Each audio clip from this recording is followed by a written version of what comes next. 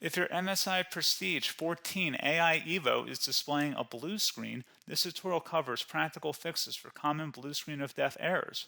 Follow along to troubleshoot Windows crashes and restore normal operation. So whether you're performing updates, you're getting an IRQR not less or equal message, K-mode exception not handled, kernel data in-page error, a lot of errors pertain to this problem, and we're going to go ahead and jump into what should hopefully be a pretty straightforward process, guys, and we're going to go ahead and jump right into it. So first thing I'd recommend doing would be to actually go ahead and boot to the troubleshooting utility on Windows 11. So if you do a hard power off 3 times in a row, Windows should automatically attempt to launch the starter prepared utility. And if it doesn't find anything, it will give you the option to select advanced settings, in which case it will take you to a screen that looks like this. Now, if it does not take you to a screen that looks like this, or you're unable to get to that, you can also download the Windows 10 Media Creation Utility, or Windows 11. They probably will make a creation utility for Windows 11 at some point. And it doesn't really matter, you can actually run the Windows 10 utility on Windows 11 as far as I'm aware. And you should be able to run the troubleshooting utilities built in within it. So you just would go ahead and download it to an ISO file and then burn it to a DVD or USB. It'd have to be about 4 gigabytes or more. It couldn't be a small USB flash drive, and it couldn't be a CD. It'd have to be a DVD. And then you boot your computer from it. So depending on the computer manufacturer, you'd have to tap a different key on your keyboard in order to launch that menu, in order to select what boot drive you want to go off of. So it could be anything between the escape key, F2, F8, F12, for example, and those are the function keys on the top of your keyboard. So you may have to just do a little bit of trial and error. Shouldn't take you more than a couple minutes. Googling it would probably be best before you even begin. But anyway, we're ready to go ahead and jump right into it. So we're on the choose an option page. So these will look very similar whether you're booting from it directly within Windows itself, or if you're plugged in a USB flash drive with the media creation utility installed and you selected the recovery option. So when you are setting up your Windows 11 installation or Windows 10, depending on the drive you're using, there should be an option to repair your computer in the bottom left corner of the dialog window, one of the first screens that comes up. You go ahead and select that, and then it would take you to a troubleshooting screen like you see here. And you want to go ahead and select troubleshoot, reset your PC, or see advanced options. And then there are going to be a whole bunch of options in here that we're going to explore in today's video. The first one, we're going to actually go underneath advanced options and then select startup prepare, fix problems that keep Windows from loading. So go ahead and select that first.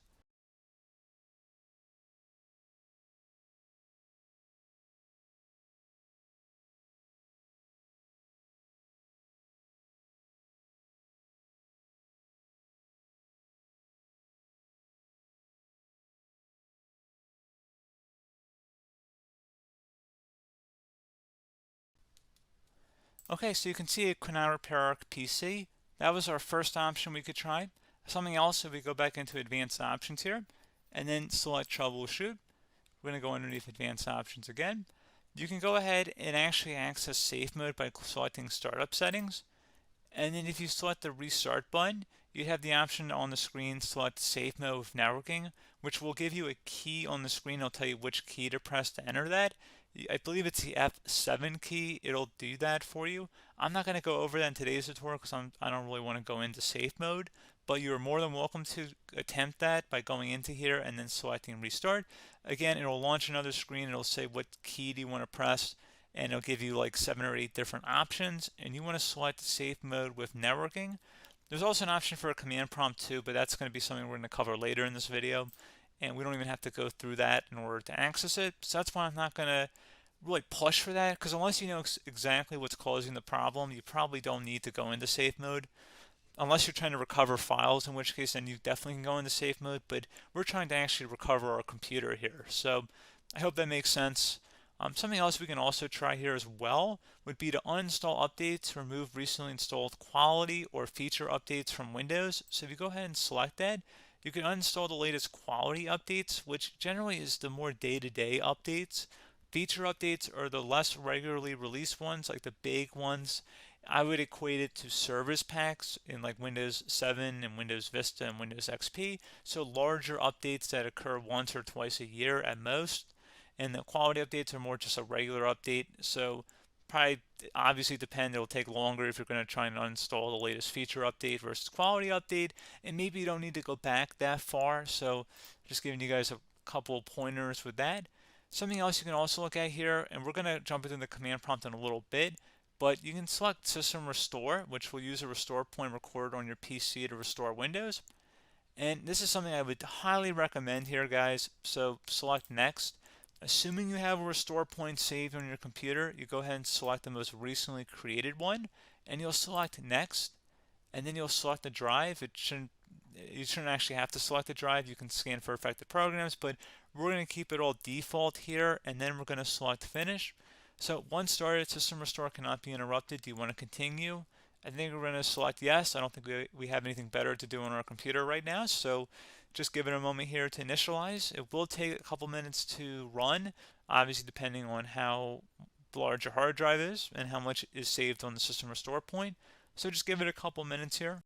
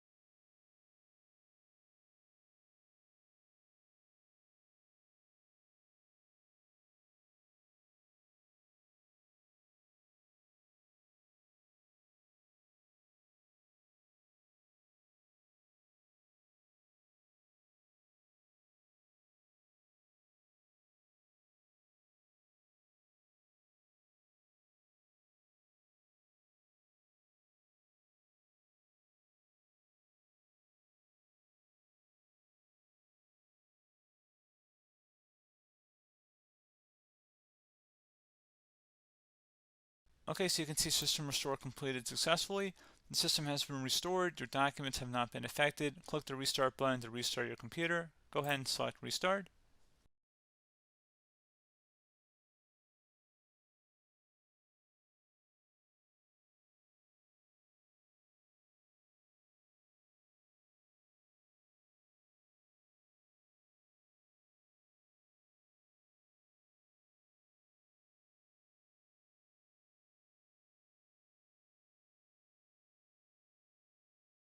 Okay, so you can see the system has been restored successfully. We're going to go over a couple different methods in addition to that if that did not work. So I'm just going to pause the video and we're going to start back on the recovery screen that we started with. Okay, so a couple other things we can try here too. If you go back into troubleshoot, you can select reset your PC, let you choose to keep or remove your personal files and then reinstalls Windows. You can select to keep my files, which will remove apps and settings but keeps your personal files. You can also select remove everything, which will remove all of your personal files, apps, and settings. So this is more of a factory reset, the second option here. First option, it should not delete all of your personal files. However, it will pretty much clear most of your programs. And keep in mind, there's no guarantee that your information, number one, is even still available and easily recoverable on your computer to the point that you actually would be able to recover anything. And the second point is that there's always a chance that it won't actually recover and it will just do a factory reset anyway. So there's no guarantee that actually would keep your files anyway. So I would recommend trying to get a recovery tool and backing that up first before selecting it anyway. But again, those are a couple of different options. And then something else you can try here if you go back to the choose an option. Another option, if you go underneath choose an option and select troubleshoot, advanced options, and now select where it says command prompt. Okay, so the first thing we should do is type our main hard drive here. In most cases, it should be the C drive. So you just do a C colon and then hit enter on your keyboard. So once you're underneath the C drive, we're going to type in dir and then hit enter on your keyboard. It should have program files, users, and Windows all in there. That's how you know you're in the right directory.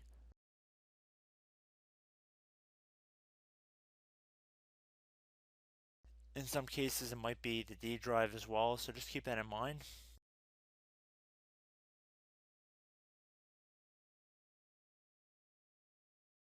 Next thing we're going to do is type in cd space / Windows / system 32 / config, and then you're going to hit enter on your keyboard.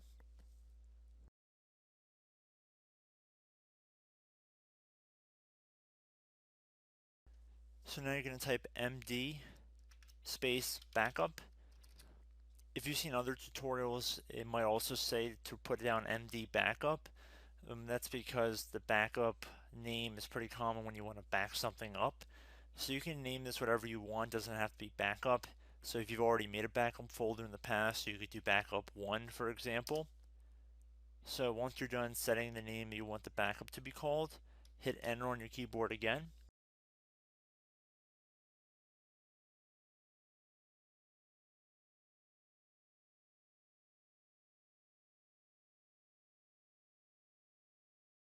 At this point you want to type copy, C-O-P-Y, space, then you want to do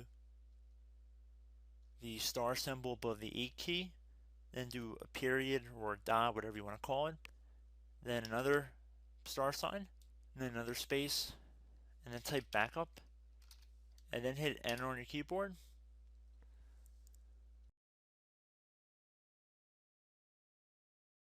Now you want to type cd reg back, REGBACK, and then hit enter on your keyboard. So now that we are under the reg back, so now you want to type dir again, and then hit enter.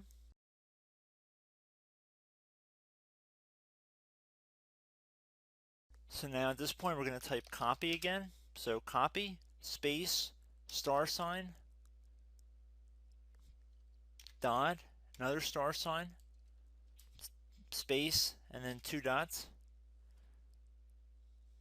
So we're going to type copy, space, star sign, dot, sign,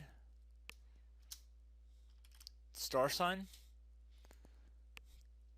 dot, dot, and then hit enter on your keyboard again. So for overwrite, you want to overwrite all. So type A on your keyboard, so capital A, and then hit enter on your keyboard.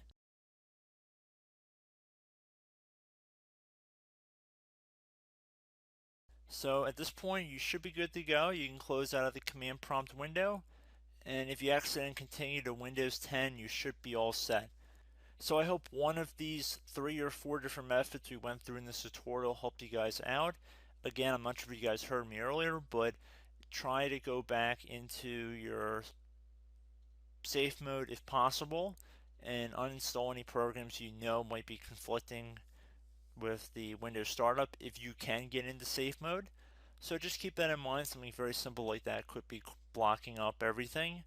So again, I hope this tutorial helped you guys out, and I will catch you in the next tutorial. Goodbye.